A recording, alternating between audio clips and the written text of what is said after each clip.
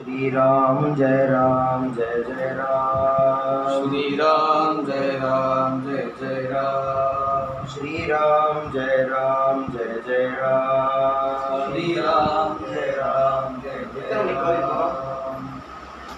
श्री राम जय जय राम। श्री राम जय वाल्यूम 10 वச்சு जानकी कांत स्मरणं राम राम नमः पार्वती पदये हर हर महादेव गोपिका जीवन स्मरणं गोविंदा भोला पुंडलीकवरदा सद्गुरु स्वामिनः अंजनेय स्वामिनः भारत माता की पतित पावन दिव्य मधुर मधुर मधुर भगवन नाम की जय जय रघुवीर।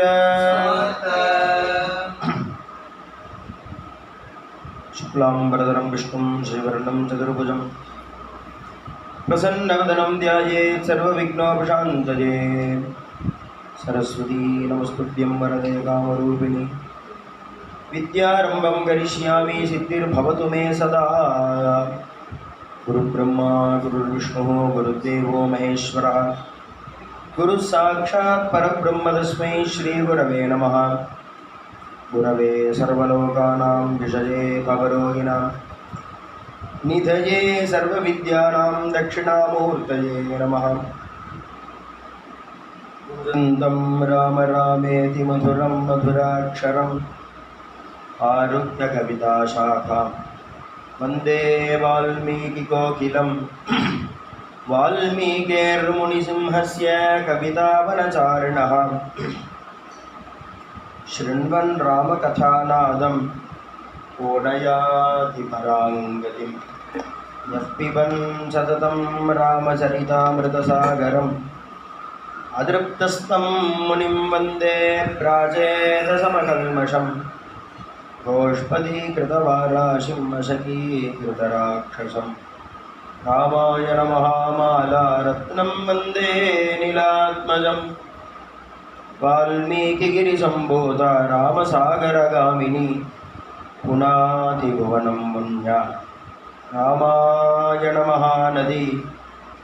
वामे भूविसुता पुरश्च हनुमान् पश्चात् सुमित्रासुतः शत्रुघ्नो भरतश्च पार्श्वदलयोर्वायुवादिकोणेषु च सुग्रीवश्च विभीषणश्च युवराट् तारासुतो जाम्बवान्। मध्ये नीलसरोजकोमलरुचिं रामं भजे श्यामलं। नमोऽस्तु रामाय च लक्ष्मणाय देव्यै च तस्यै जनकात्मजायै। नमोऽस्तु चन्द्रार्कमरुद्गणेभ्यः सकृदेव प्रपन्नाय तवास्मीति च याचते। अभयं सर्वभूतेभ्यः ददाम्येतत्प्रदं मम। पीताम्बरं करविराजितशङ्खचक्रकौमोदगी सरसिजं करुणासमुद्रं राधासहायमतिसुन्दरमन्दहासं वातालयेशमनिशं हृदि भावयामि। त्र्यम्बकपुराधीशं गणाधिपसमन्वितं गजारूढमहं वन्दे शास्तारं कुलदैवतं। बुद्धिर्बलं यशोधैर्यं निर्भयत्वम् अरोगता अजाड्यं वाक्पटुत्वं च हनुमत्स्मरणात् भवेत्। श्रीरामचन्द्र श्रीरामचन्द्राय परब्रह्मणे नमः। दक्षिणामूर्तिसमारम्भां शङ्कराचार्यमध्यमाम् अस्मदाचार्यपर्यन्तां वन्दे गुरुपरम्पराम्। जगद्गुरुशङ्कराचार्यस्वामिनः जय। शुकासारिके पूर्णवैराग्यजाचे हरे राम ज्ञानयोगेश्वराचे कवी वाल्मिका सारिका मान्य ऐसा। नमस्कार माझा सद्गुरु रामदासा श्रीराम। जय जय रघुवीर समर्थ। कृष्णं कमलपत्राक्षं कमनीयं मनोहरं कर्मानुष्ठानसम्पन्नं स्वाध्यायवचनप्रियं कामक्रोधादिरहितं कलिधर्मे प्रतिष्ठितं भक्तानां हितवक्तारं शिवरामं नतोऽस्म्यहं। सद्गुरुनाथ महाराज की जय। इंद्रनीलमणिसन्निभदेहं वन्द्यमानचरणं मुनिवृन्दैः स्तम्भमानतुलसीवनमालं चिन्तयामि सततं रघुवीरं ज्ञानवैराग्यसम्पन्नं रामभक्तिसुखप्रदं रामध्याने सदा मग्नं रामानन्दगुरुं भजे।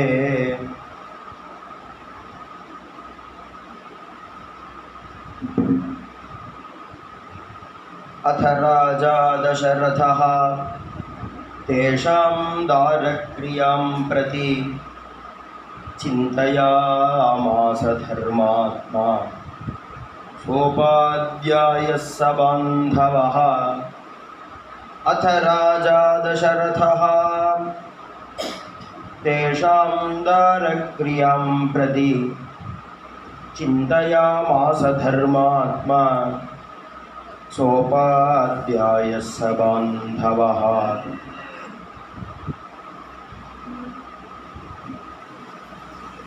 आश्रमाणां तु सर्वेषां गार्हस्थ्यं श्रेष्ठमाश्रमम् அப்படின்னு ரிஷிகள் கிரகஸ்தாசிரமத்தை ரொம்ப சிலாகிச்சு பேசலாம். பொதுவாக நமக்கு ஒரு எண்ணம் என்ன அப்படின்னா, சந்நியாசம்னா உயர்ந்த ஆசிரமம் அப்படின்னு நினச்சிருப்பான். வாஸ்தவம் தான். ஆனால் அது தாரதமியம் கிடையாதே தவிர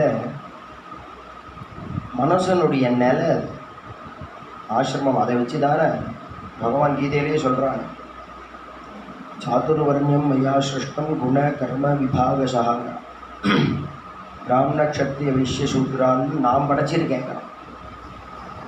நான் தான் படிச்சிருக்கேன். சாதுர்வர்ணம் மயா சிருஷ்டங்கிறான். என்னால் படைக்கப்பட்டது இந்த வர்ண தர்மங்களோ ஆசிரம தர்மங்களோ. அப்போது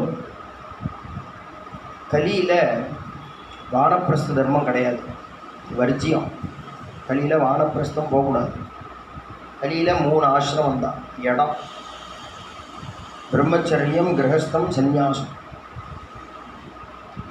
இதில் கலியில் அதிவர்ணாசிரமிகள் நிறைய இருப்பான்னு வேறு சொல்கிறேன்.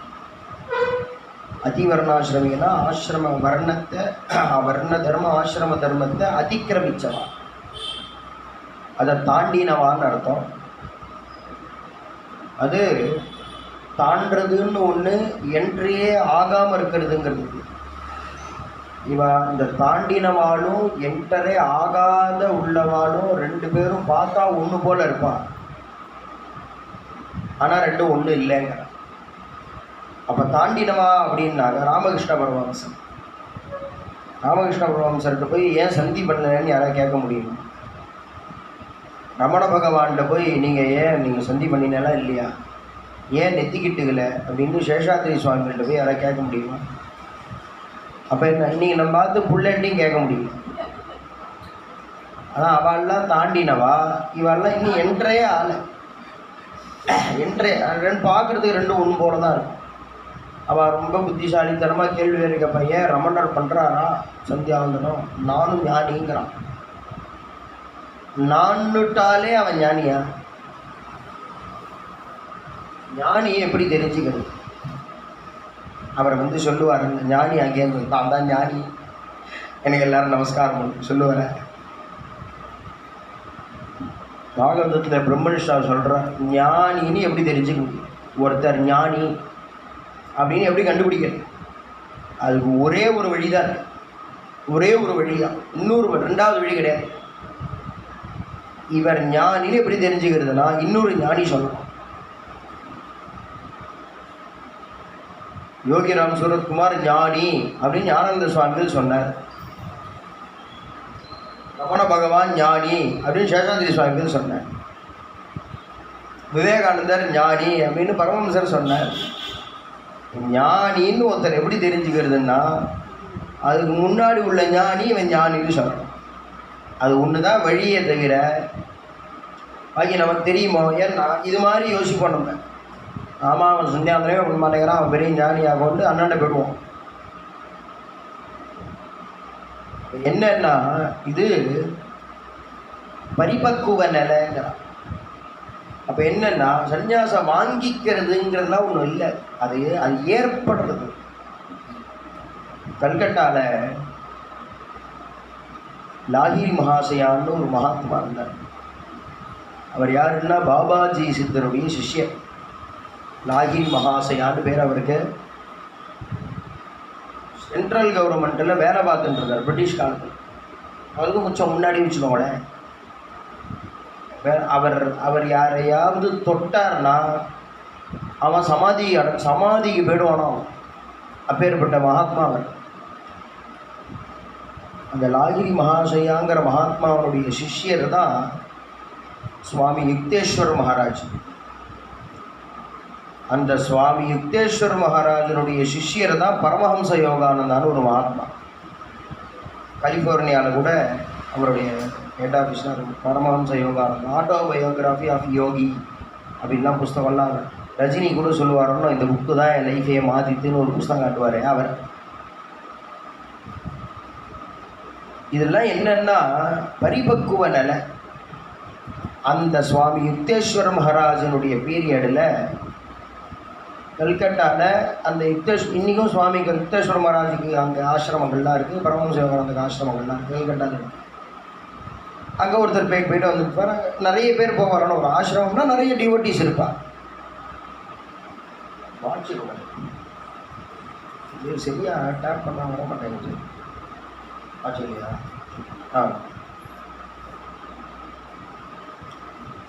நம்ம பாட்டு எங்கேயாவது வெளியில் சுற்றாமல் அட்லீஸ்ட் டயத்தை பார்த்தா கதைக்கு வரணும்னு தோணும். சரி.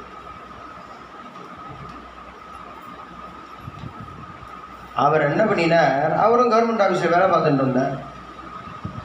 அவர் டெய்லி சாப்பிட உட்காருவார். அந்த ஆசிரமத்துக்கு போயிட்டு வர ஒருத்தர் சாப்பிட உட்காருவார் டெய்லி. பார்த்து மாமி சாதம் பரமாறுவார். எல்லாம் ஒன்று கொடுத்தனம் தானே. அப்போல்லாம் ஒரு பில்டிங் இருக்கும், அதில் 15 கொடுத்தனம் இருப்பாருன்னும். சாதம் போடும்போது அவத்த மாமி வருத்தப்படுவாங்க. பக்கத்தாது மாமா மாறுங்கோ, அவன் பக்கத்தாது மாமி இவ்வளோ ஃப்ரெண்டு, அவளை ரொம்ப மிரட்டிகிட்டே இருக்கார், ரொம்ப பயமுறுத்திகிட்டே இருக்கார். அப்படின்னா பண்ண நீங்கள் சொல்லக்கூடாது அவர்கிட்ட. எப்போ பாரு ஏதாவது பேச ஆரம்பித்தாக்க, நீ இது மாதிரிலாம் பேசுனா நான் சன்னியாசம் வாங்கிட்டுருவேன், இது மாதிரிலாம் பேசுனா நான் சன்னியாசம் வாங்கிட்டு போயிடுவேன் அப்படின்னு பயமுறுத்துறேன் அப்படின்னு இவன் அப்போ அடிக்கடி எப்பப்போ இவன் சொல்லுவாள். நேற்றுக்கு ஒரே சண்டை, பார்த்தா என்னன்னா நான் சன்னியாசம் வாங்கிக்க போகிறேன்னு சொல்லிட்டு இருக்காரு அவன் அப்படின்னு அப்பப்போ சொல்லுவாள். அது அது அது அது எப்போ ஏற்படும்னு, பலூன் எப்போ வெடிக்கும்னு தெரியுமா? யாருக்கு தெரியும்? அது வெடித்ததுக்கு அப்புறமா நம்ம காரணம் தேடலாம். இது சூடுனால வெடிச்சுடுது, லைட்டு பக்கத்தில் கட்டியிருந்தது சூடு தாங்கலை, ஏதோ அது வெடித்ததுக்கு அப்புறம் தானே அப்போ அதுவும் தெரியும். எப்போ வெடிக்கும்னு தெரியுமா? தெரியாதுன்னு இப்படியே சொல்லிட்டே இருக்கா அவள் சில மாதங்களா. ஒரு நாள் சாப்பிட உட்காந்தாங்க, சாதம் போட்டா, ஏன் சப்பாத்தி போட்டா வச்சுக்கோங்களேன், கல்கட்டாவில் ஏது சாதம் வரமாறினா. நேற்று கூட ஒரே சண்டை நான் வாத்தில். என் மாமா வந்து பயமுறுத்துறாரு, சன்னியாசம் வாங்கிட்டுருவேன். அந்த பலூன் அவருக்கு வெடிச்சுடுத்து உள்ள. என்னடி சும்மா சன்னியாசம் வாங்கிப்பேன்னு, சன்னியாசம் வாங்கிக்கிறதுனால அந்த 4 நட்சத்திரம்லாம் பார்த்து சொல்லிட்டா கிளம்புவான். சன்னியாசம் வாங்கிக்கிறோன்னா எப்படி தெரியுமா வாங்கிக்கிறோம், இப்படி வாங்கிக்கணும் அப்படின்னு எழுந்து போயிட்டார். சாப்பிட உட்காந்து சன்னியாசம் ஆகிட்டார். ஞானம் அது எப்படின்னு தெரியுமோ? அப்போ என்னென்னா இன்னைக்கு இந்த கோர்ஸ்லாம் வைக்கிற பிரம்மச்சாரி கோர்ஸ், சன்னியாசி கோர்ஸ் அப்படி இல்லை. அதெல்லாம் ஒரு ஸ்டேட், அது பண்ணிக்கலாம் முடியாது. பண்ணிக்க முடியுமா? சன்னியாசம் விரதம்னா தானே அனுஷ்டானம் பண்ணலாம், நிலையை அனுஷ்டானம் பண்ண முடியுமா? சன்னியாசங்கிறது நிலைன்னா, இந்த சன்னியாசம் பொதுவாக நம்மளை மாதிரி உள்ளவாளுக்கு ஒரு எண்ணம் என்னென்னா, சன்னியாசம்னா ரொம்ப பெருசு, சன்னியாசமாக வாஸ்தவம் தான். நிலை, அந்த நிலை வரணும், அதுக்கு முயற்சி பண்ணணும், அது வாஸ்தவம். ஆனால் இந்த கீழே உள்ள பிரம்மச்சரிய ஆசிரமத்தையும் மேலே உள்ள சன்னியாச ஆசிரமமும் இருக்கிறதுக்கு ஹேதுவே கிரகஸ்தாசிரமம். அது இல்லைன்னா இந்த 2 ஆசிரமும் கிடையாது. அதனால தான் ரிஷிகள் சொல்கிறா, அப்பா நீ நீ நீ நீ சன்னியாசம் வாங்கிக்காத அது பிரச்சனை இல்லை, ஆனால் கிரகஸ்தனா. அதனால தான் சர்வ தேவங்களும் தனியாக இல்லை பாருங்க. தனியாக ஒரு தேவதை கூட கிடையாது. எல்லாம் ஆற்று மாமியோட தான் இருக்கும். 1 2 3 4 போகுமே தவிர ஆற்று தனி ஏகாகியாக ஒரு தேவம் கிடையாது.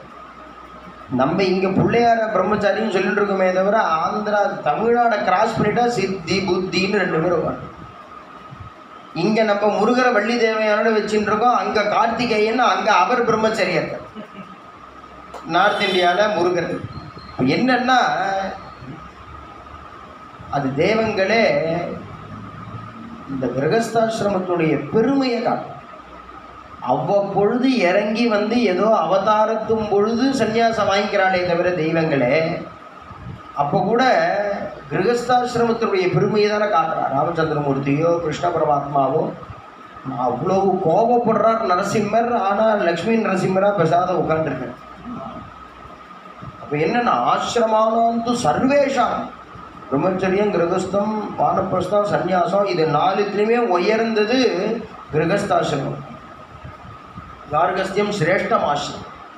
ஏன்னா கல்யாணம் பண்ணிக்காமல் தனியாக இருக்க முடியாது. அவள் இஸ்லாமில் சொல்கிறா, அவள் குரானில் கல்யாணம் ஆகாத மனிதன் அரை மனிதன்கிறான். அவனை நான் ஃபுல்லாக கன்சிடர் பண்ண மாட்டேன்னு அல்லாஹூ சொல்கிறதா அவள் சொல்கிறான். இப்போ என்ன அப்படின்னா அந்த கிரகஸ்தாசிரமங்கிறது இருக்கே, எதுக்கு கல்யாணம் பண்ணி அப்படின்னா ஆபஸ்தம்பர் சொல்கிறார், சகதர்மச்சாரிணி சையோகா. சையோகம்னா பார்ட்னரை சேர்த்துக்கிறது. எதுக்கு பார்ட்னரை சேர்த்துக்கிறது அப்படின்னா சக தர்மச்சாரிணி, தர்மத்தை நான் தனியாக பண்ண முடியாது, என்னால் எனக்கு தர்மத்தை சேர்ந்து கூட பண்ணுறதுக்கு ஒரு பார்ட்னராக நான் உன்னை சேர்த்துக்கிறேன்.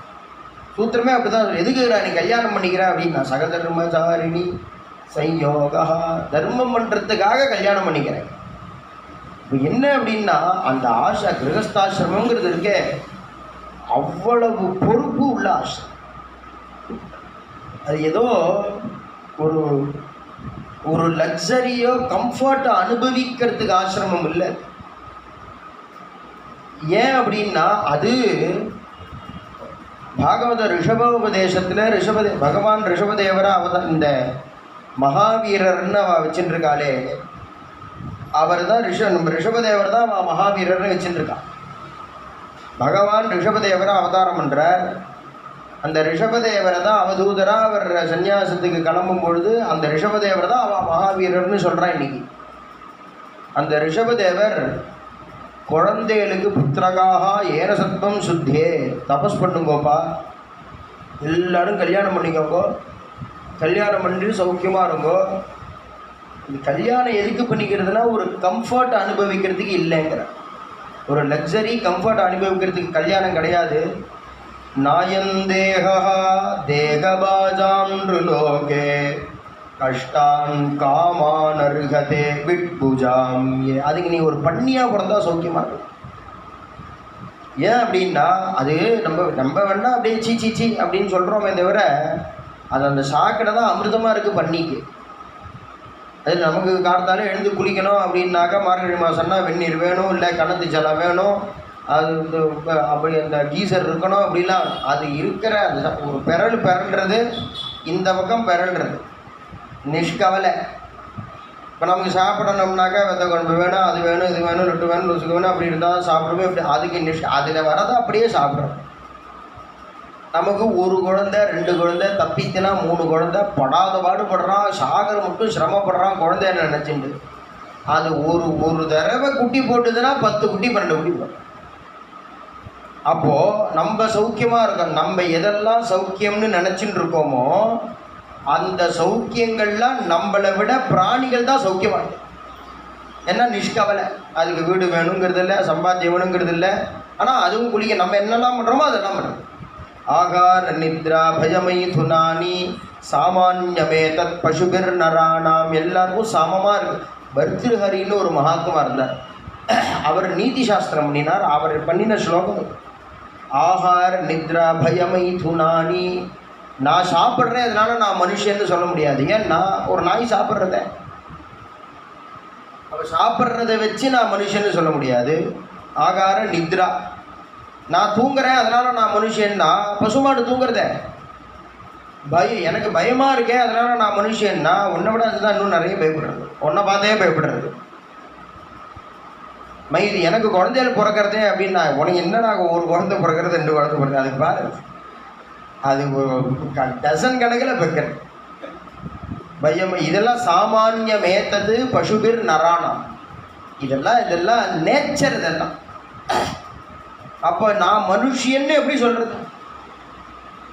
நான் என்ன மனுஷன் அப்படின்னு எப்போ சொல்லிக்கிறது அப்படின்னா தர்மோ ஹி தேஷாம் அதிகோ விசேஷா தர்மே நஹீனாக பசுபி சமானா. தர்மத்தான் மனுஷியாளுக்கும் மிருகங்களுக்கும் வித்தியாசப்படுத்திக்காங்க. என்னன்னா ஒரு நாய்க்குட்டி போடுறது, அந்த நாய்க்குட்டி தாய் நாயை வச்சு காப்பாற்றலை. ஒரு மாடு கண்ணு போடுறது, அந்த கண்ணுக்குட்டி பெருசானதுக்கு அப்புறமா வயசான அம்மா மாடை பார்த்துக்கல.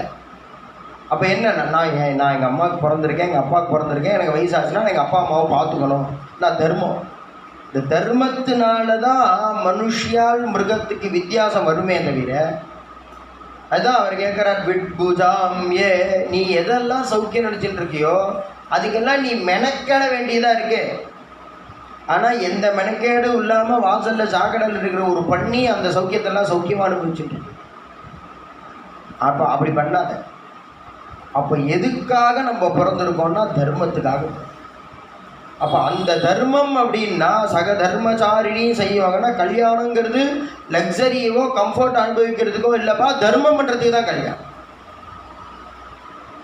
அப்போ என்னென்ன தர்மம் பண்ணுறது அப்படின்னா உங்கள் அப்பாவை பார்த்துக்கோ, அம்மாவை பார்த்துக்கோ, ஸ்ராத்தாதிகள்லாம் பண்ணு, உன்னுடைய நித்தியகர்மானுஷ்டானங்கள்லாம் பண்ணு, சரீரத்தை நேர வச்சுக்கோ, புத்தியை நேர வச்சுக்கோ, உன் கண்ணுக்கு முன்னாடி என்னென்னலாம் நல்ல காரியம் நடக்கிறதோ எல்லாத்தையும் போய் பார்ட்டிசிபேட் பண்ணு, கோவில்களுக்கெல்லாம் போ, கைங்கரியம் பண்ணு, சேவை பண்ணு. அதுதானே பரமஹம்சர் சொல்கிறார், யூ கேனாட் ஹெல்ப் எனிபடிங்கிறார். யாருக்கும் யாராலையும் உதவி செய்யவே முடியாதுங்க. ஆனால் நம்ம என்ன சொல்கிறோம், help others, help ever hurt நெவர்னு சொல்கிறாங்க. அதோட தாற்பயம் என்னன்னா நீ you cannot help, you can help nobody. யாருக்கும் ஹெல்ப் பண்ண முடியாது. அப்போ நான் 10 ரூபா கொடுக்குறேனே அப்படி என்னதுன்னா யூ கேன் ஒன்லி சர்வ் அதர்ஸுங்க. நீ ஹெல்ப் பண்ணுறேன்னு நினச்சிக்க, அதப்பா சேவை பண்ணுறேன். அவளுக்கு ஒரு 10 ரூபா கொடுக்குற மூலியமா அவளுக்கு 10 ரூபா கொடுக்கக்கூடிய பாக்கியம் நமக்கு கிடைச்சிருக்கேன். அவளுக்கு 10 ரூபா கொடுக்கும்படியாக பகவான் நம்மளை நினச்சி வச்சிருக்கானே அப்படின்னு அவளுக்கு 10 ரூபா கொடுக்குற மூலியமாக நீ அவளுக்கு சேவை பண்ணுறையே தவிர உன் 10 ரூபானால தான் அவள் வாழறான்னு நீ நினச்சிக்காத. அப்போ என்ன அப்படின்னா இது எல்லாமே தர்மன்னா இதெல்லாம் அதான் தர்மமானத்தினால் தான் அவர் சொல்கிறார், காலத்தினால் செய்த நன்றி சிறிதேனும். காலத்தினால் செய்த உதவி, காலத்தினால் செய்த நன்றி. இப்போ என்னன்னா செல்வு தான். You cannot help others.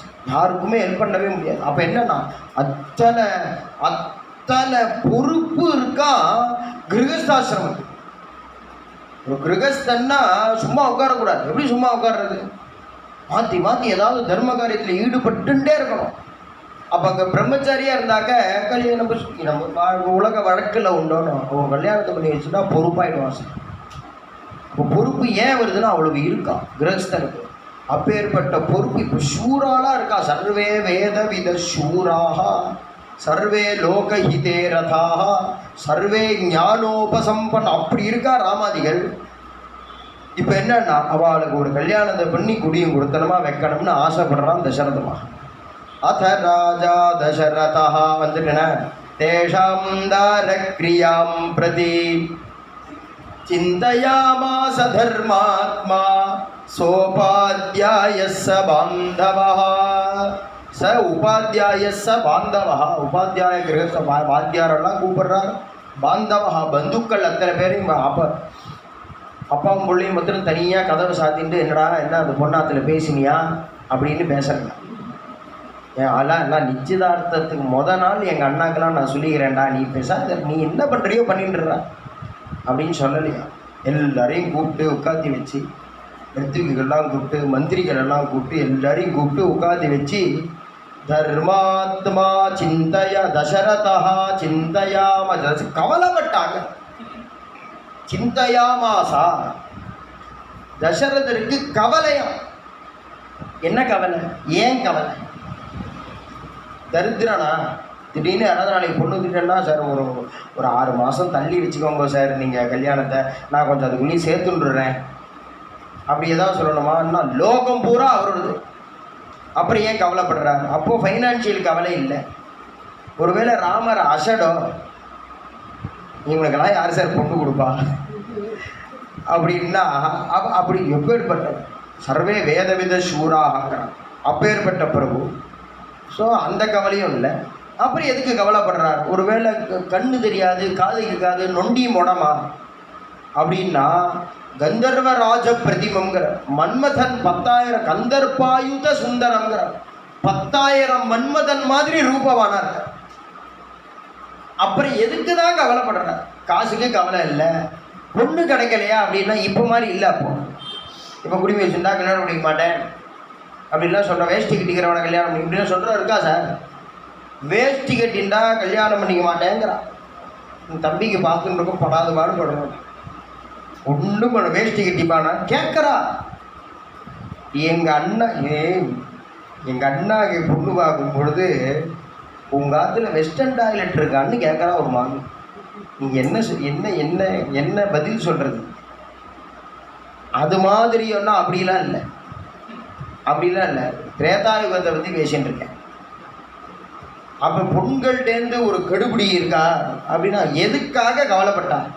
Dasharatha சிந்தையாமாசா, கவலைப்படுறா. ஏன் கவலைப்பட்டாருன்னா பதில் சொல்றார். தர்மாத்மா சிந்தையாமாசா, தர்மாத்மாவானத்தினால கவலைப்பட்டார்.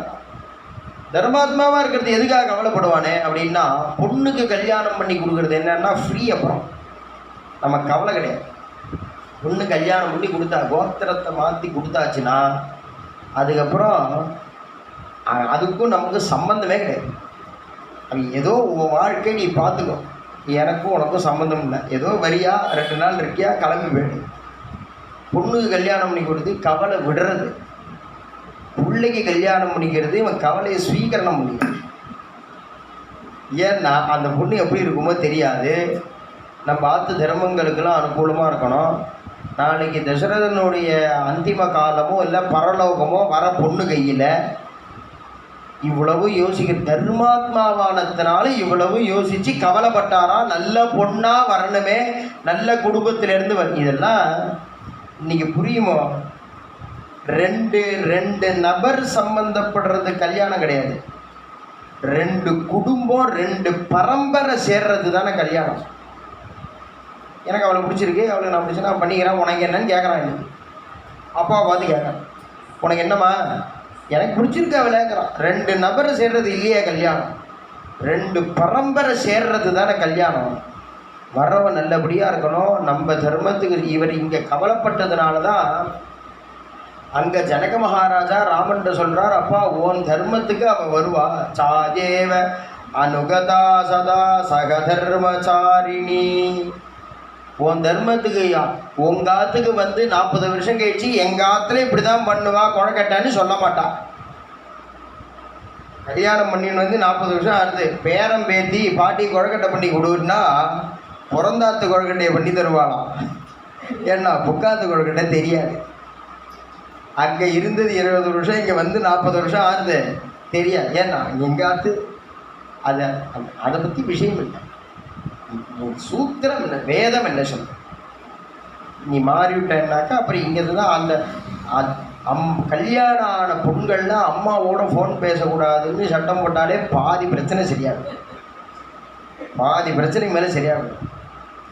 அப்போ என்னன்னா அவருக்கு அப்படி கவலைப்படுறாரு. சோபாத்தியாயச பாந்தவா தர்மாத்மா சிந்தையா. தர்மாத்மா சிந்தையா 20 வயசு வரைக்கும் எந்த பொண்ணும் கேட்கும் சார்.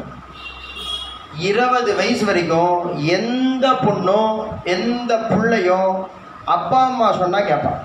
அதான் மகாபரிவா தெய்வத்தின் குரலில் சொல்கிறா, நீ ராஜாங்கத்தை எதிர்த்து கன்னிகாதானம் பண்ணுன்னு நான் சொல்லலை. 18 வயசில் கல்யாணம் பண்ணுறாங்க, நீ 16வது வயசுலேயே நிச்சயதார்த்தம் பண்ணி ஜாதகம்லாம் பார்த்து ரெடி பண்ணி வச்சிரு. இன்னைக்கு 18 பூர்த்தியாக இருந்தா நாளைக்கு கல்யாணம் பண்ணி அனுப்பிச்சு. நீ அரசாங்கத்தை எதிர்த்து போன்னு சொல்லவே இல்லை. நீ இன்னைக்கு 18 தான், ஏன் அது இப்போ கல்யாணத்துக்கு அவசரம், படிக்க வேண்டாமா சில்ற எல்லாம் பேசும். அதெல்லாம் 19 வயசில் அதெல்லாம் இல்லை, நீ இவனை தான் பண்ணிக்கணும்னு சொல்லிட்டா அப்புறம் மெல்ல வந்து ஃபோட்டோக்கு யாரை சொல்லியிருக்கேன்னு கேட்கும். ஃபோட்டோக்கு யாரை சொல்லியிருக்கேன், கேட்ரிங் வேணால் இவனை சொல்லலாமா அப்படின்னு அது கேட்கும். ஏன்னா 20 வயசு அது கிராஸ் ஆகிடுதுன்னு வச்சுக்கோங்க.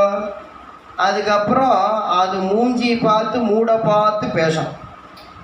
இப்போ பேசலாமா, டென்ஷனாக இருக்கா, இப்போ வேணால் பேச வேண்டாம், லீவில் பேசலாம், சாப்பிட்டதுக்கு அதுக்கப்புறமா பேசலாம். அது அப்படி ரைட்டுன்னா இது அப்பா அம்மாவோட ரைட்டுன்னா குழந்தைக்கு கல்யாணம் பண்ணி வைக்கிறது. வேண்டாம் வேணுங்கிறது சொல்கிறதுக்கு அவளுக்கு ரைட்டு கிடையாது, இவாளோட ரைட்டு. ஏன்னா உன்னை நான் பெற்றிருக்கேன்ல, எங்கள் அப்பாவை காப்பாற்றுறதுக்காக நான் உன்னை பெற்றிருக்கேன்ல, அப்போ என்னை காப்பாற்றுறதுக்காக நீ கல்யாணம் பண்ணி குழந்தை எடுத்துக்கோ. இவாளோட ரைட்டு இது. நீ எங்கள் அப்பாவை எப்படி பட்டினி போடுவேன்? கல்யாணம் வேண்டாம், ஒரு பையன் கல்யாணம் வேண்டாம் சொல்கிறான்னு வச்சுக்கோங்களேன், அவனுக்கு என்ன ரைட் இருக்குது சொல்கிறதுக்கு? ஏன்னா எங்கள் தாத்தா வசு ருத்ர ஆதித்ய ரூபத்தில் இருக்கான். இப்போ எங்கள் தாத்தாவுக்கு நான் பிண்டை வைக்கிறேன், நீ கல்யாணம் பண்ணிக்க மாட்டேன்னாக்க எங்கள் அப்பா உனக்கு தாத்தா அவர் என்ன திண்டாடுவார். எங்கள் அப்பாவை நீ திண்டாட விட்டன்னா உன்னை கொண்டுடுவேன் நான். அப்போ என்ன எங்கள் அப்பாவை திண்டாட விடுறதுக்கு உனக்கு என்ன ரைட் இருக்குது? அப்போ நீ கல்யாணம் பண்ணிட்டு ஒரு பிள்ளைய வித அப்போ தான் எங்கள் அப்பாவுக்கு சொல்லுங்க. இது வந்து நானே இல்லை சார், நாங்கிறான் பாருங்க, நான் செட்டில் ஆனோம், என் கேரியரில் நீ தலையிடாத இப்படின்னா அப்பா அம்மாட்டே பேசுகிறான். ஏன்னா அது சொல்லி கொடுத்தது அவன் தான். நீ தானே பணத்துக்காக பிள்ளைய படிக்க வச்சு ஃபாரின் அனுப்பிச்சிக்கணும். இன்றைக்கி அவன் நீ பணத்தை வச்சுக்கோங்கிறான், நீ பணத்தை வச்சுக்கோ, என்னை கூப்பிடாதேங்கிறான். நீ அப்போ நான் சௌக்கியம் பண்ணுவான், காசு போட்டு ஆள் பார்த்துக்கிறேன், நான் 25,000 நீ 25,000 கேட்குறியா, 50,000 அனுப்புகிறேன் மாதம், நீ அம்மாவும் அங்கே இங்கே வராதேங்கிறான். என்னையும் கூப்பிடாத. ஏன்னா தன்னை விட்டு கொடுக்க யாருக்கு இன்ட்ரெஸ்ட் இல்லைங்க, தன்னை விட்டு கொடுக்க இன்ட்ரெஸ்ட் இல்லை. ஆனால் அந்த அப்பா அம்மாக்கு ராத்திரி 10 தூங்குறான்னு வச்சுக்கோங்க, திடீர்னு ஏதோ ஒரு தூக்கம் கலையிறது ராத்திரி 1 மணிக்கு, அந்த விட்டத்தை பார்த்து தனியாக படுத்துட்டு இருக்கும்போது எப்படி இருக்கும்? குழந்தை எங்கேயோ இருக்கான், பேரன் ஞாபகம் வந்ததுன்னா எப்படி இருக்கும் அவளுக்கு? அதெல்லாம் யோசனை பண்ண வேண்டாமா? ஆனால் தெரியலங்கிறான். எல்லாரும் சௌக்கியமாக பணத்தை வச்சுட்டு இருக்கா, ஆனால் பணத்தை வச்சுட்டு யாரும் சௌக்கியமாக இல்லை. அப்போ என்னன்னா அது இத்தனையும் கவலைப்படுறாரு அவருக்கு. தர்மாத்மா சிரிக்க பணத்துக்கு கவலை, எதுக்கு கவலை அவருக்கு?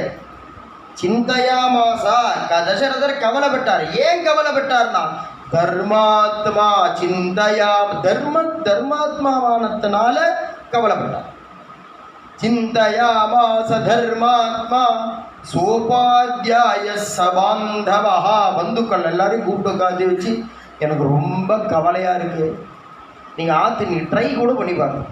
ஏதோ ஒரு கவலை வரும்பொழுது அந்த கவலையை பற்றி பேசணுங்கிறது, யாராவது ஒரு சாதுக்கள் ஒரு வைதிகள் பாகவதால்கிட்ட பேசி பாருங்க, அந்த கவலை போயிடும். அது ஏன் போகிறதுன்னே தெரியாது. ஏன் அதுதான் பகவான் சொல்கிறான், அது உனக்கு எப்படி நான் தெரியுங்கிறான். ஏன்னா நீ தான் கவலைப்பட்டு இருக்கிய, நீ தான் கவலை, உனக்கு எப்படி தெரியாது. அப்போ அது சோபாத்தியாய சபா எல்லாரையும் கூப்பிட்டு உட்காந்து வச்சு, என் பிள்ளைக்கு கல்யாணம் பண்ணலான் இருக்க, நல்ல பொண்ணாக வரணுமே, நீங்கள்லாம் எதாவது தெரிஞ்ச பொண்ணு இருந்தால் சொல்லுங்களே. இவர் பேசிகிட்டே இருக்க, வாசலில் கலப்பலன்னு ஒரே சத்தம். அபியாகச்சன் மகாதேஜாக விஸ்வாமித்ரோ மகாரி. அவ்வளவு கோபமாக ஒரு விஸ்வாமித்ரர். அது என்னன்னா வியாக்கரணமே அவர்கிட்ட போகிறதுக்கு பயப்படுறது. வியாக்கரண சாஸ்திரம் கிராமர் இருக்கணும். விஸ்வாமித்ரா அப்படின்னா என்ன அர்த்தம்? விஸ்வசிய விஸ்வஸ்ய மித்ரஹா. இதுதான் அர்த்தம். உலகத்துக்கே விஸ்வத்துக்கே மித்ரஹா, ஃப்ரெண்டு. இந்த பிரித்தெழுதுதல் கூட்டெழுதுதல்னு இருக்கணும். முதல் வார்த்தையினுடைய கடைசி பதம் ஆவா இருந்தது, ரெண்டாவது வார்த்தையினுடைய முதல் பதம் ஆவா இருந்ததுன்னா அது சேரும் பொழுது ஆவாயிடும். முதல் வார்த்தையினுடைய முடிவு ஆ இல்லாமல் வேற ஏதோ இருக்கு, ரெண்டாவது வார்த்தையினுடைய ஆரம்பம் ஆவா இருக்குன்னா அப்போ புரியல, ஆ வராது. இப்போ விஸ்வஸ்ய ஆல முடிகிறது, மித்ரஹா ஈல ஆரம்பிக்கிறது, இம் பிளஸ் ஈ தானே மீ. அப்போ கரெக்டாக என்ன வரணும்னா விஸ்வமித்ரஹான்னு தான் வரணும். விஸ்வஸ்ய மித்ரஹா, விஸ்வமித்ரஹா. ஆனால் இவர் பேர் என்னன்னா விஸ்வாமித்ரஹா. ஏன்னா வியாக்கரண சாஸ்திரமே பயப்படுறதா இவர்கிட்ட போய் நீங்கள் கொஞ்சம் சரியாக எழுதுங்கன்னு சொல்கிறேன். சீமா அந்த வகுட்டினுடைய முடிவு, அந்த சீமா அந்தம் தான் சீமாந்தம்னு வரணும். ஆனால் சீமந்தம்னு சொல்லிட்டு இருக்கோம். இந்த சீமந்தம் பண்ணுறவன் வகுடு எடுக்கிறது, இந்த விஸ்வாமித்திரர் சீமந்தம்லாம் தனி சூத்திரம் வியாக்கரணத்திலேயே. இதெல்லாம் இந்த ரூல் உள்ள வராது. இதெல்லாம் அப்பேற்பட்டவரா அப்யாகச்சன் மகாதேஜாங்கிற அதெல்லாம் ஒரு பயங்கர தேஜஸ்விவர். அப்யாகச்சன் மகாதேஜாக விஸ்வாமித்ரோ மகாமுனி. விஸ்வாமித்திரர் வந்து வாசலில் நிற்கிறார். காவலாளிகள்லாம் வாசலில் வெயிட் பண்ணிட்டு எதுக்கு நிற்கிறான்னா வரவாளெல்லாம் உள்ளே அனுப்பக்கூடாது. 4 பேர் நிற்கிறான் வாசலில், வரவாளெல்லாம் உள்ளே அனுப்பலாமா? இரு, நீ யார், எங்கேருந்து வர, எதுக்கு வர, இப்போ ராஜாவை பார்க்க அப்பாயின்மெண்ட் இருக்கா, ராஜாவை பார்க்க இல்லைன்னா எந்த மந்திரியை பார்க்கணும், எந்த மந்திரி மூலியமாக ராஜாவை பார்க்கணும், நீ எந்த நாட்டில் இருந்து வர, டீட்டெயில் கேட்டுட்டு தானே உள்ளே போனோம். அவர் அங்கேருந்து வந்து நின்னார். சீக்கிரம்ங்கிறார், சீக்கிரம் சீக்கிரம். 4 பேர் நிற்கிறான், பேசாது நிற்கிறான். சீக்கிர வாக்கியாதா, சீக்கிரம் சொல்லுங்கிறான், பேசாது நிற்கிறான். சீக்கிர வாக்கியாத மாம் பிராப்தம், நான் வந்திருக்கேன்னு சீக்கிரம் சொல்லுடாங்க. அவன் ஃபுல் டீட்டெயில் இல்லாமல் உள்ளே போகக்கூடாது, அவனுக்கு வேலை போயிடும். அவன் ராஜாட்ட போயிட்டு இந்த மாதிரி வாசல் யாரோ ஒருத்தர் வந்திருக்காரா ராஜா உங்களை பார்க்குறதுக்கு அப்படின்னு சொல்ல முடியுமா? அவன் வேலையே டீட்டெயில் கேட்குறது தானே. சரிப்பா அவர் உள்ள வர சொல்லி நீ ஆற்றுக்கு போட்டுடுவேன், அவரை உள்ள அடுப்பு நீ ஆற்றுக்கு போ அப்படின்னு. அவன் பேசாது இருக்கிறான். சீக்கிரமாக்கியாத மாம் பிராப்தம் கௌசிகம். குஷிக வம்சத்தில் வந்த எல்லாருக்குமே கௌசிகான்னு தான் பேர். அப்பயும் பேசாது இருக்கிறான் 4 பேர். அக்ஷரத்தினுடைய சமூகம் தானே வாக்கியம். நிறைய சென்டென்ஸு அப்படின்னா சப்ஜெக்டு, வெர்பு, ஆப்ஜெக்டு எல்லாம் வேணுமோ. வெர்புனா அட்வெர்பு என்னென்ன உண்டோ எல்லாம் இருக்கணும், நவுனு எல்லாம் இருக்கும். பூர்த்தியான ஸ்டேட்மெண்ட்டு அப்போ தான் முழு அர்த்தத்தையும் கொடுக்கும். இவர் அந்த கடைசி பதத்தில் தான் இவர் யாருங்கிறதையே சொல்கிறார். கௌசிகம் காதினசுதம், காதியினுடைய புள்ளைங்க. காதியினுடைய புள்ள விஸ்வாமித்திரர். இப்போ கூட என்ன பண்ணணும்னா 3 பேர் நிற்கணும். ஒருத்தன் உள்ளே போய் மகாராஜா விஸ்வாமித்திரர் வந்திருக்காரா, உள்ளே விடணுமா, என்ன பண்ணுறது என்ன ஏதுன்னு கேட்கணும். இவர் காதின சுதம்னு பூர்த்தி பண்ணினாரோ இல்லையோ ஸ்டேட்மெண்ட்டை 4 பேரும் ஒழுங்கிட்டான்.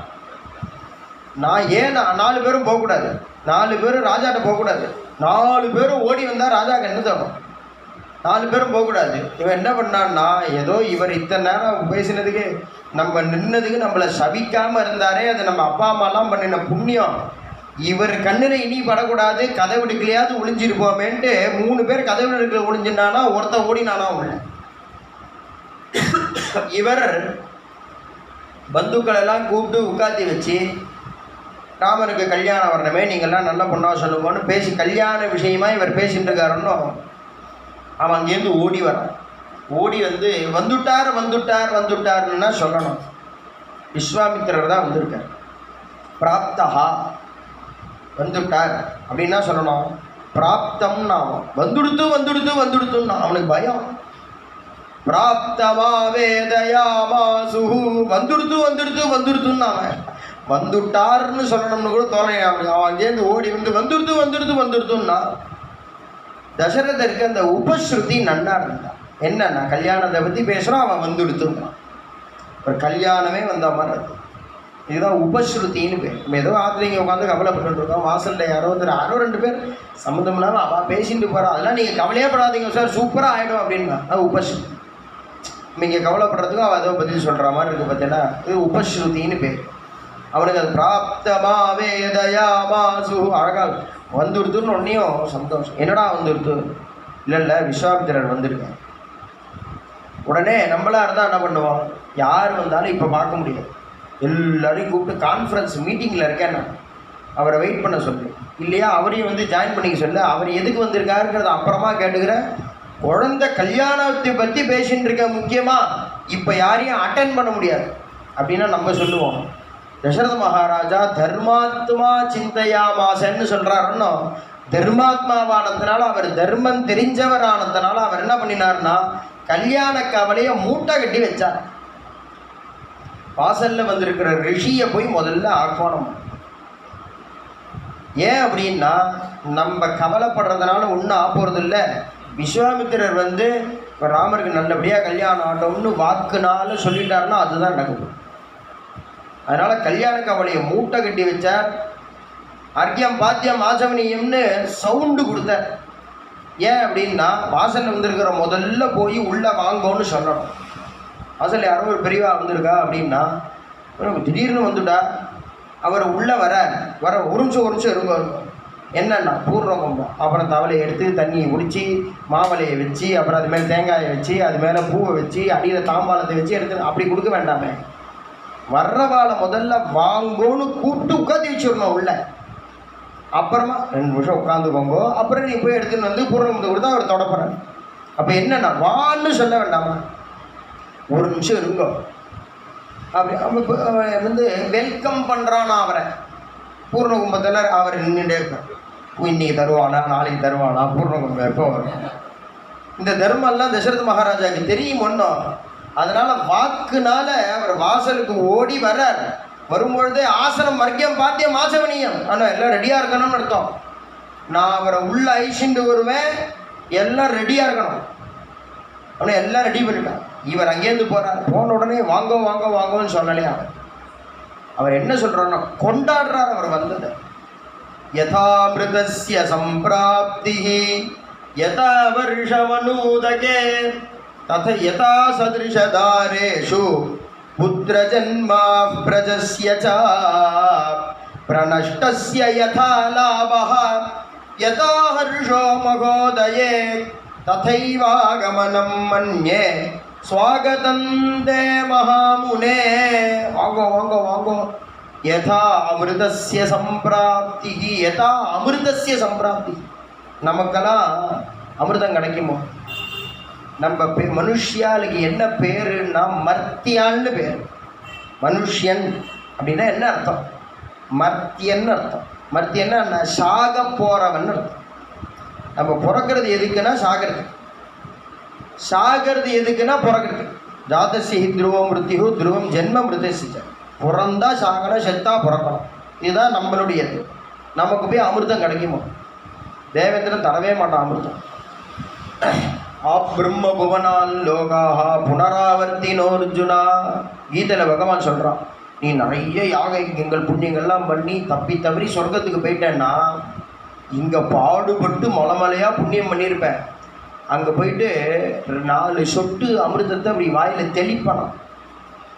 அது ஜீரணமாகிற வரைக்கும் அங்கே இருக்கலாம். உடனே கழுத்தாக பிடிச்சி திருப்பி கீழே தள்ளிடுவோம். உடனே போப்பாக்கு. அது என்னன்னா அது 4 மலை இவன் புண்ணியம் பண்ணியிருக்கான்னு வச்சுக்கோங்க.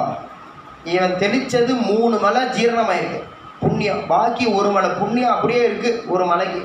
ஆனால் 1 மலைக்கு அங்கே இடம் கிடையாது. 1 மலை புண்ணியத்துக்கு அங்கே இடம் கிடையாது. உடனே என்ன பண்ணுவான், அந்த 1 மலை புண்ணியம் பண்ணியிருக்கல நீ கீழே கோட்டீஸ்வரனுக்கு பிள்ளையா போகிற அப்படின்னு இங்கே அனுப்பிச்சிடுவான். அது என்னன்னா அது அமிர்தங்கிறது வரவே சத்யபாமாவுக்கு தரலன்னா அமிர்தத்தை விடுங்க. ஒரு பூ கேட்டாய கிருஷ்ணரும் சத்யபாமாயும் அண்ணாத்துக்கு போயிருக்காளாம். தேவேந்திரன் கோவர்தன லீலை பண்ணினாரோன்னா பகவான். அதுல தேவேந்திரன் சரண்டர் ஆயிட்டான் கிருஷ்ணன்ட்ட. சரண்டர் ஆகி அவங்க எங்கேயும் தம்பி இல்லையா நீங்கிறான். எனக்கு நான் எப்படா உனக்கு தம்பி ஆனா? இல்லை வாமன அவதாரத்தில் உனக்கு உபேந்திரன்னு பேராச்சு. அதித்தி அம்மாவுக்கு நீ வாமனனா பிறந்தியே, உனக்கு முன்னாடியே நான் அதித்தி அம்மாவுக்கு பிறந்துட்டேனே, அதனால நீ எனக்கு தம்பி தானேங்கிறான் கிருஷ்ணன்ட்ட. என் தம்பி இல்லையா நீ? ஆத்துக்கு வாங்குறான். அவரும் பாவன் நம்பி சத்யபாமையும் அவருமா போயிட்டான். போனால் இந்த பாரிஜாதம் வந்தாதெல்லாம் தொடுத்து சதி தேவி இருக்காங்க, இந்திராணி தேவராஜன் ஆத்து மாமி உள்ள நல்லா 4 முழம் 5 முழத்தை வச்சுக்கிறான், தலையில் வச்சுக்கிறான், பூ வச்சுக்கிறான்.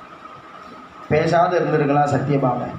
அந்த பூ வாசனை படிக்கிற பாடி அக்காங்கிறாளாம். அக்கா எனக்கு ஒரு முழம் கூடங்கிறான். உடனே தேவராணி இருக்காளே, அவன் சத்யபாமையை பார்த்து சொல்கிறான், இதெல்லாம் மனுஷியால் வச்சுக்கிறது இல்லைங்கிறான். இதெல்லாம் மனுஷியால் வச்சுக்கிறது இல்லை. பூவையே தரமாட்டான்னா அமிர்தத்தை கொடுப்பாளா? ஆனா தசரதன் சொல்றான், யதா அமிர்தசிய சம்பிராப்திங்கிறான். எனக்கு அமிர்தம் கிடைச்சா நான் எவ்வளவு சந்தோஷப்படுவேனோ ததைவாகணும். நீங்க வந்தது எனக்கு அவ்வளவு. ஏன்னா அவனுக்கு கிடைக்குமா? தேவேந்திரன் பட்சமா அசுரால்கிட்ட போய் நிறைய யுத்தம் பண்ணி தேவேந்திரன் கொஞ்சம் நகுந்துண்டு உட்கார்ந்துக்க சொல்றானோ. சங்கரந்தனேன விஹிதாசன சம்விபாகா. தேவேந்திரன் தன்னுடைய அரியாசனத்தில் நகுந்துண்டு தசரத மகாராஜாவை உட்காத்தி வச்சுப்பானான். இவா பட்சமா யுத்தத்துக்கு போய் வெற்றியை இவாளுக்கு வாங்கி கொடுத்ததுனால. அப்போ கூட யார் நம்ம ஆற்றுல காப்பி குடிக்கிறோம், வரவாளுக்கு 2 டம்ளர் காப்பி குடிக்கிறியான்னு கேட்போமா? மாட்ட மாட்டோம். கேட்போமோன்னோ. அப்போ கூட தேவேந்திரன் ஜாக்கிரதையாக இருப்பானா, அமிர்தம் குடிக்கிறியான்னு கேட்க மாட்டானா தசரதன். தான் வாங்கி குடிப்பான் டம்ளரா. பக்கத்தில் உட்காந்துருக்காரு, நீங்கள் ஒரு வயசு சாப்பிடுங்கன்னு சொல்ல மாட்டான். ஆனால் தசரதன் தேவேந்திரா அமிர்தத்தை கொடு அப்படின்னா கொடுத்துருவான். ஆனால் கேட்க மாட்டேன். ஏன்னா அது அப்படி இருப்பாளாம், தர்மம்னா அப்படி இருப்பாளாம். ஆனால் தசரதனுக்கு அமிர்தம் வேணும்னா பெற முடியும், ஆனால் பெறலை. அப்படி இருக்கிறவன் இங்கே சொல்கிறான் விஸ்வாமித்திரரை பார்த்து, நீங்கள் வந்தது எனக்கு எப்படி இருக்குன்னா யதா அமிர்தஸ்ய சம்பிராப்தி. அந்த அமிர்தம் ஒரு ஜீவன், மனுஷிய ஜீவனுக்கு 1 டம்ளர் அமிர்தம் கொடுத்து குடின்னு சொன்னால் அந்த ஜீவன் எவ்வளவு சந்தோஷப்படுமோ. ததைவாகமனம் மன்யே ஸ்வாகதந்தே மகாமுனே. நீங்கள் வந்தது எனக்கு அவ்வளவு சந்தோஷம். இன்னொன்று இதை எப்படி பிரிக்கலாம் அப்படின்னா, யதா மிருதஸ்ய சம்பிராப்தி. செத்து போனவன் திரும்பி கிடைச்சா நான் எவ்வளவு சந்தோஷப்படுவேனா. ஏன் இங்கே அதை சொல்லுவானே அப்படின்னா, காட்டில் வேட்டைக்கு போயிட்டு இருக்கார் தசரத மகாராஜா. அப்போ ஸ்ரவன்குமார் அப்படி இன்னொரு பையன், சின்ன பையன், அவன் அப்பா அம்மா 2 பேருக்கு கண்ணு தெரியாது. நதிக்கரையோரம் அப்படியே தூக்கிட்டு வரான் கூட எல்லாம். அவன் 2 பேரும் இறக்கி வச்சுட்டு ஜலம் இருக்கே, அவன் அப்பா அம்மா ஜலம் கேட்குறான் தாகத்துக்கு. ஜலம் முள்ளலான்னு ஜலம் முள்ளுறான். தசரத மகாராஜா வேட்டைக்கு வரார். வேட்டைக்கு வரும் பொழுது இந்த ஜலம் முள்ளுற சத்தம் அவருக்கு ஏதோ மிருகம் ஜலம் குடிக்கிற மாதிரி கேட்டுது. அதனால் சப்தவேதி அப்படின்னு ஒரு பானத்தை பிரயோகம் பண்ணினார். இல்லை பானங்களுக்கெல்லாம் மந்திரம் உண்டோன்னு அஸ்திரங்களுக்கெல்லாம். அது என்ன பண்ணுன்னா, எந்த சப்தத்தை இவர் கேட்டு அந்த பக்கம் விடுறாரோ அந்த சப்தத்தை போய் அடிக்கும் அந்த பானம். அதுக்கு சப்தவேதின்னு பேர். இவர் பானத்தை விடுறார், அந்த ஸ்ரவன்குமார் மேலே பாஞ்சு அந்த பையன் கீழே உண்டுட்டான். அப்படின்னு அவன் கத்தினி கீழே வந்துன்னா, ஐயோ மனுஷன் அடிச்சுட்டோம் போல் இருக்கேன்னு இவர் ஓடி வரார். தசரத மகாராஜா ஓடி வந்தால் பார்த்தா அந்த சின்ன பையன் மேலே பானம் பட்டுருக்கு. ஐயோ தெரியாமல் பண்ணிட்டேன்பா அப்படின்னு மன்னிப்பு கேட்குறார். அதெல்லாம் பற்றி பரவாயில்ல, நீங்கள் ராஜாவானதுனால எனக்கு எங்கள் அப்பா அம்மா 2 பேருக்கும் கண்ணு தெரியாது. அவள் தூத்தம் கேட்டான்னு தான் நான் இங்கே வந்தேன். இந்த ஜலத்தை அவள்கிட்ட கொடுத்துருங்க. தசரத மகாராஜா போய் ஜலத்தை எடுத்துன்னு போய் அவள்கிட்ட கொடுக்குறான். நடந்து வர சப்தத்தை கேட்டு ஸ்ரவன்குமார் இல்லைன்னு தெரிஞ்சுட்டாலாம் அப்பா. நீ யார் என்ன எதுன்னு கேட்குறான். இங்கே தூத்தம் சாப்பிடுங்க நான் சொல்கிறேன். நான் தூத்தம் சாப்பிட்டா என் பேர் தசரதன்னு பேர், நான் தான் தசரத மகாராஜா, நாட்டினுடைய ராஜா. நான் அது மாதிரி சப்தவேதிங்கிறவன் தெரியாமல் உங்கள் பையனை நான் கொலை பண்ணிட்டேன்.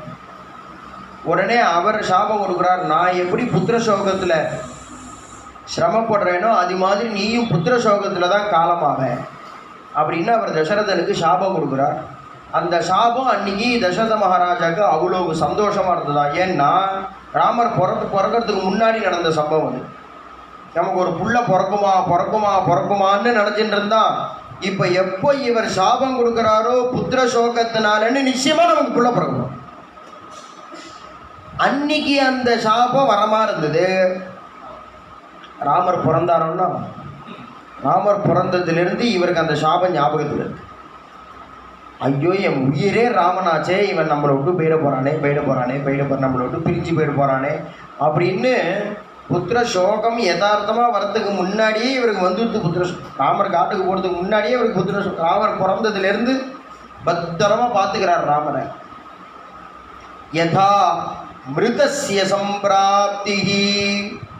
இப்போ என்ன பண்ணலாம், ராமர் பிறந்துட்டானோ தேவேந்திரன்ட்ட போய், தேவேந்திரா எனக்கு ஒரு சொம்பு அமிர்தத்தை கொடு அப்படின்னு வாங்கிட்டு வந்து அந்த ஸ்ரவன்குமார் வாயில் விட்டு, கொலை பண்ணின ஸ்ரவன்குமார் எழுப்பி அவள் அப்பா அம்மா வாயில் விட்டு அவள் 2 பேரையும் எழுப்பி அமிர்தம் சாப்பிட்டாக்க அவயவ பூர்த்தி வந்துடும், அவளுக்கும் கண்ணும் தெரிய ஆரம்பிச்சிடும். அவளுக்கு கொடுத்து அவள்கிட்டேருந்து தபருங்கோ, உங்களையும் எழுப்பிட்டேன், உங்கள் பிள்ளையும் எழுப்பிட்டேன், உங்கள் பிள்ளைய நீங்கள் பத்திரமா வச்சுக்கோங்க, பிள்ளைய நீங்களும் சௌக்கியமாக இருங்கோ, நீண்ட நாள் இருங்கோ, சிரஞ்சீவியாக இருங்கோ, அமிர்த கலசத்தை நீங்கள் வச்சுக்கோங்க. நீங்கள் சொன்னேன்னு புத்திர சோகத்தினால நீ உயிரை விடுவேன்னு அந்த சாபத்தை ரத்து பண்ணிக்கோங்க. ஏன்னா நான் ராமரோட நிறைய நாள் இருக்கணும். 1 டம்ளர் மாத்திரம் நான் இந்த அமிர்தத்தை எடுத்துக்கிறேன், 1/2 டம்ளர் ராமருக்கு கொடுக்குறேன், 1/2 டம்ளர் நான் குடிச்சுட்றேன். இப்போ எனக்கு பிள்ளையும் பிறந்துட்டான், சாபமும் ரத்தாயிடுது, உங்களுக்கும் புத்திரம் கிடைச்சா எங்களுக்கும் புத்திரம் கிடைச்சா நம்ம அமிர்தத்தை சாப்பிட்டு நிறைய நாள் இருந்துட்டே இருக்கலாம். அப்போன்னா அந்த சாகடிச்ச மிருதமான ஸ்ரவன்குமார் எழுந்து வந்து அவள் அப்பா அம்மா கிட்ட கொடுத்து எப்படி ராமரோட நான் இருப்பேனோ, ஒருவேளை இது மாதிரிலாம் நடந்து ராமரோடு நான் சிரஞ்சீவியாக இருந்தால் எவ்வளவு சந்தோஷப்படுவேனோ. யதா மிருதஸ்ய சம்பிராப்தி ததைவாகமனம் மன்யே ஸ்வாகதந்தே மகாமுனே. நீங்கள் வந்தது எனக்கு அவ்வளவு சந்தோஷமாக இருக்கு, நீங்கள் வந்தது எனக்கு அவ்வளவு சந்தோஷமாக இருக்குது. யதா மிருதஸ்ய சம்பிராப்தி யதா வருஷமனூதகே. யதா வருஷமனூதகே. நம்ம மழை இல்லைன்னு கவலைப்படுறதுக்கும் ராஜாக்கள் மழை பெய்யலைன்னு கவலைப்படுறதுக்கும் நிறைய வித்தியாசம். நமக்கு மழை பெய்யலைன்னா என்ன கவலைன்னா வெயில் அடிக்கிறது, அவ்வளோதான். ஆனால் ராஜா மழை பெய்யலைன்னு வச்சுக்கோங்களேன், மழை தான் சர்வ ஐஸ்வர்யத்துக்கும் காரணம். நிறைய மழை பெய்யணும், நல்லா காலத்தில் மழை பெய்யணும். மழை பெஞ்சாதான் ஏரி குளங்கள்லாம் நிரம்பும். ஏரி குளங்கள்லாம் நிரம்பினா தான் விவசாயம் நல்லபடியாக இருக்கும். விவசாயம் நல்லபடியாக நடந்தால் தான் வர்த்தகம் நல்லபடியாக இருக்கும். வர்த்தகம் நல்லபடியாக நடந்தால் தான் நாடு சுபிக்ஷமாக இருக்கும். மழை மாத்திரம் இல்லைன்னா இருக்கிற கஜானாலாம் காலி ஆகிடும், பஞ்சம் வந்துடும். பக்கத்து நாட்டு ராஜா வந்து இவனை அடித்து கொலை பண்ணி நாட்டை எடுத்துடுவோம். இப்போ ராஜாவுக்கு மழை பெய்யலைங்கிறது நாடே போயிடும். அடுத்த எதிரி நாட்டு ராஜாக்கிட்ட நம்ம நாடு போயிடும். அவ்வளவு பயம் ராஜாக்களுக்கு மழை பெய்யலைங்கன்னாக்க. அப்படி ஒரு 5-6 வருஷமாக மழை இல்லாத ஒரு நாட்டில் திடீர்னு மேகங்கள்லாம் திரண்டு மும்மாறி பொழிய ஆரம்பிச்சுதுன்னா அந்த ராஜா எவ்வளவு சந்தோஷப்படுவானோ.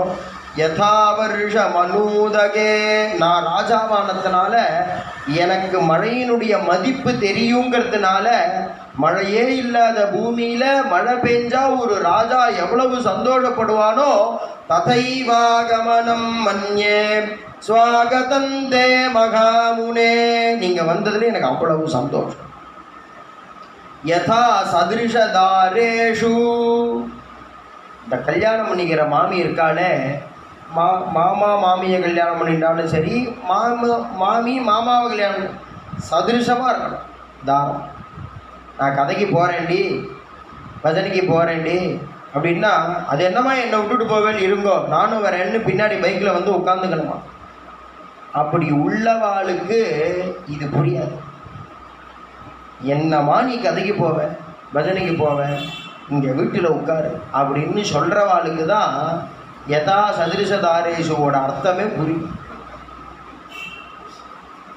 யதா சதிருஷ என்ன வேதம் சொல்கிறதானோ மனோஹமஸ்மி வாக்துவம், நான் மனசு நீ வாக்குங்கிறது வேதம்.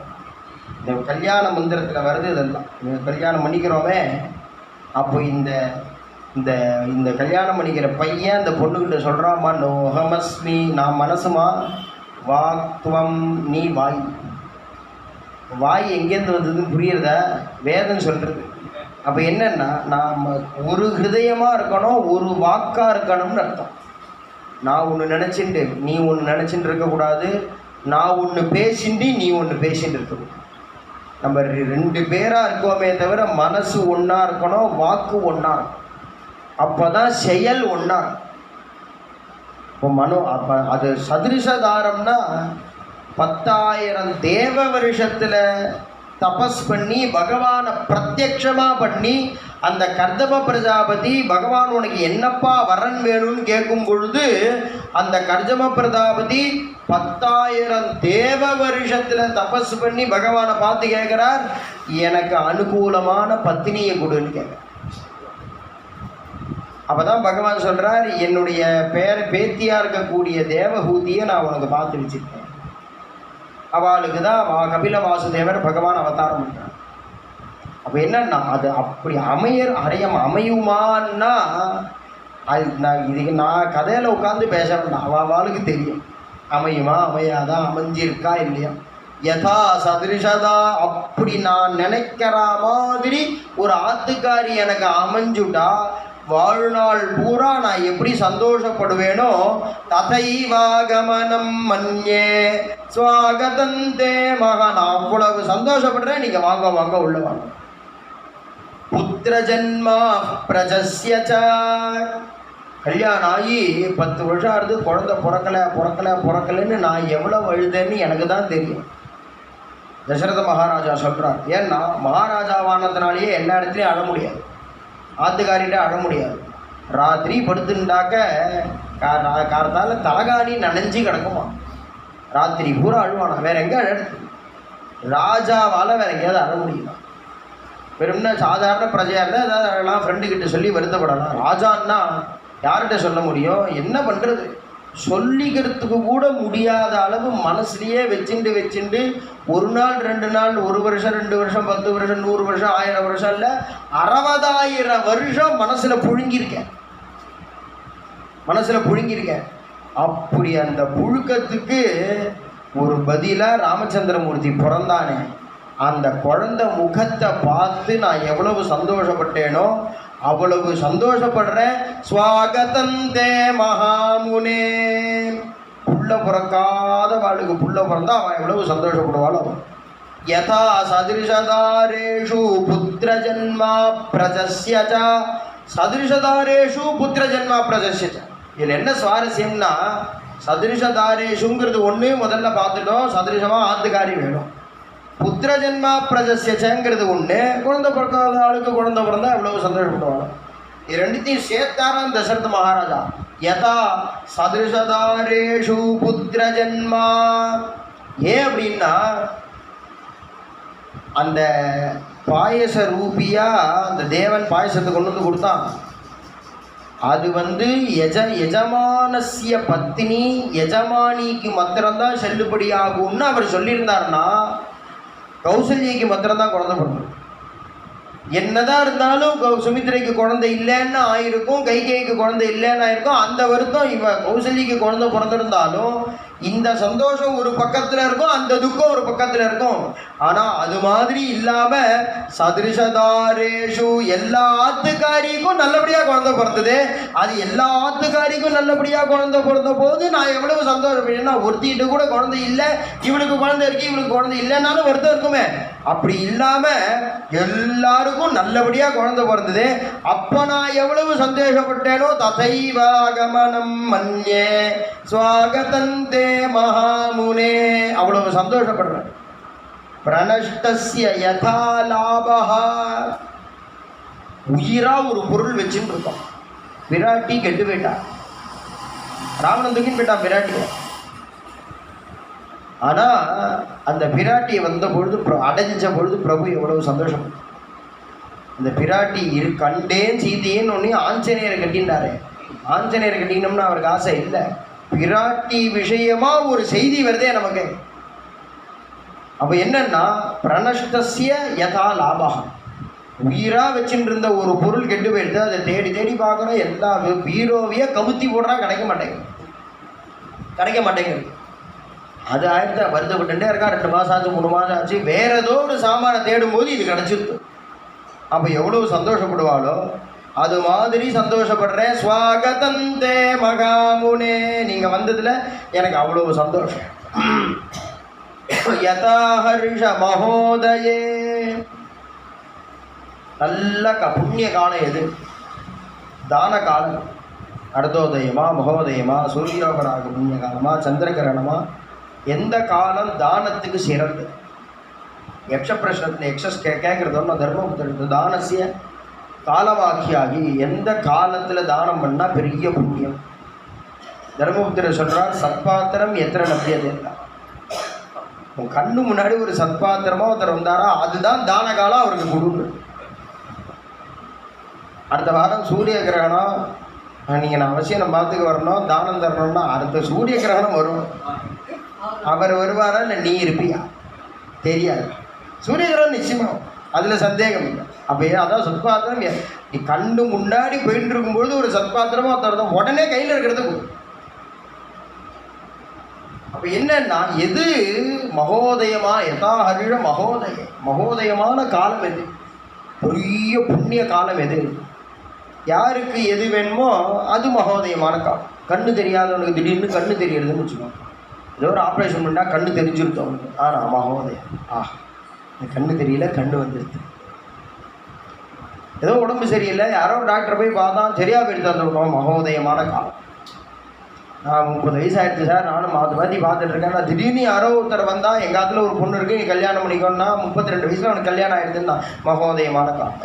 யாருக்கு எதுவோ அதை சொல்லலாம், என்ன வேணாலும் சொல்லலாமே. கல்யாணம் ஆகிடுது, 5 வருஷம் ஆகிடுச்சு, குழந்தை பிறக்கலை, திடீர்னு ஆதிகாரி உண்டாக இருக்குன்னா எனக்கு அதுதான் மகோதயமான காலம் அப்படின்னு சொல்லலாம். என்ன வேணாலும் சொல்லலாம்.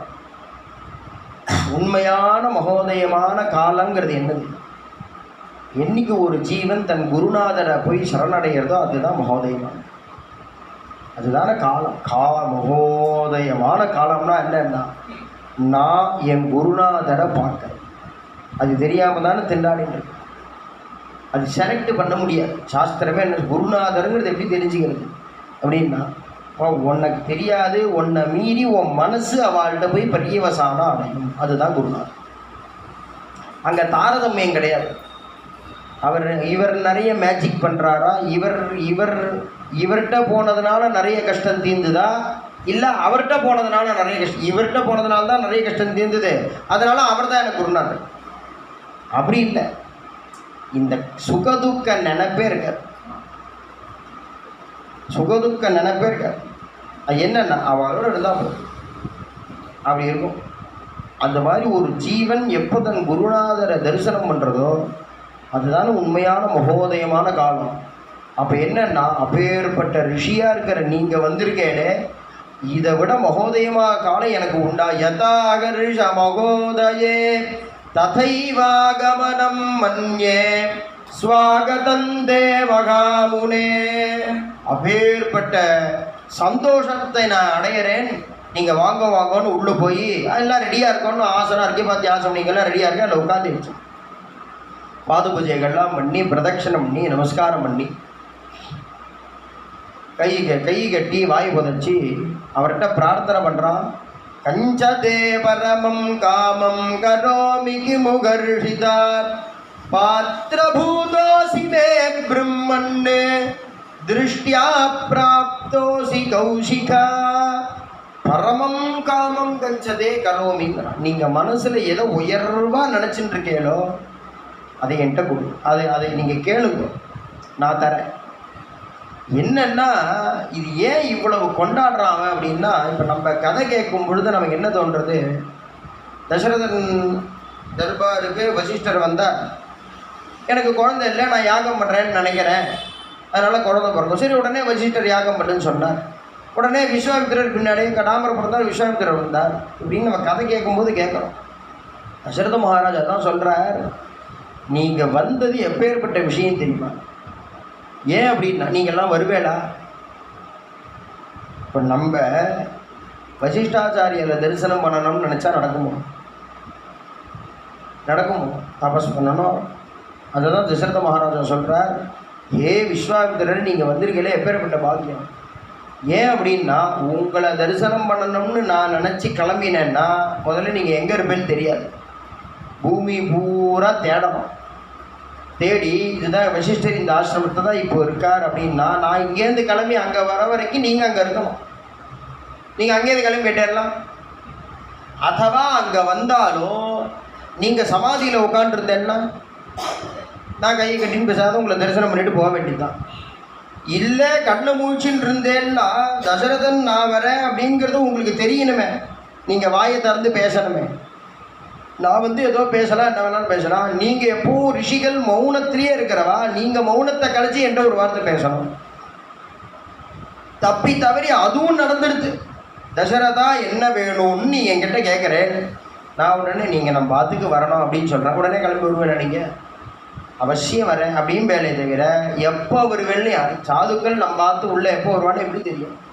அதுக்கு நீங்கள் தீர்மானம் பண்ணணும். பகவான் எனக்கு கிருபை பண்ணணும், நான் அவ்வளவு புண்ணியம் பண்ணியிருக்கணும் நீங்கள் என் காத்துக்கு வர்றதுக்கு. வரேன் வரேன் அப்படின்பேன். அதுவும் போக தப்பி தவறி வந்துட்டேன் அப்படின்னா வந்து வாசலோட வந்தாச்சுப்பா சௌக்கியமாற அப்படின்ட்டு போயிடுவேன்.